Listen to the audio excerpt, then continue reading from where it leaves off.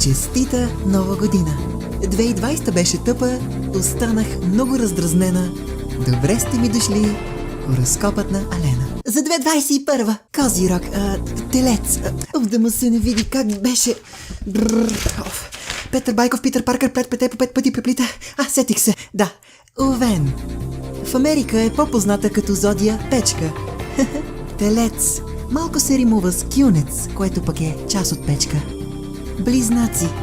Това е символът за близнаци от 15 век. Така като ги гледам, студено име и на тях им трябва печка. Добре, да спирам с печките, обещавам. Рак. Вие си знаете. Лъв. Ето нещо, което не ми излиза от главата 65 години. Защо има зодия Лъв, но не и зодия Тигър? Дева дискриминацията, дева. Днес ще ви разкажа аз за зодия Везни. През новата година работа пари. Ляля ви Елена?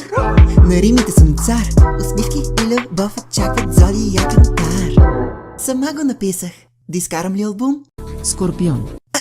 За момент прозвучах като мацката от илюминатите. Какво ми става цял ден? Стрелец.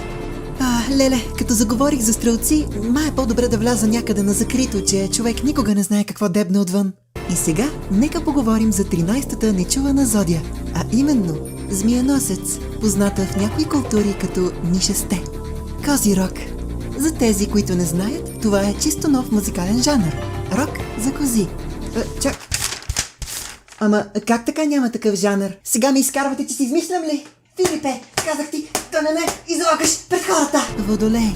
Добре, наистина не схващам защо това се води въздушна зодия. Водолей се казва, нали? Лея вода. Водолей. Не лея въздух, не лея вятър, а лея вода. И говорейки за вода, риби. Ето, преход. Искам да си ходя вече, направо не издържам, слушалките ми стискат. Риби. В Япония са суши. Ето, измислих нещо, както правя всеки път. Отивам да си изготвя нещо в моя овен. Айде, ще се видим до година, до макина, до амина, до ваксина. Айде с Богом! Честита нова година, 2020 е тъпа, аз съм раздразнена, бла-бла, хороскопът на Алена. Айде, чао!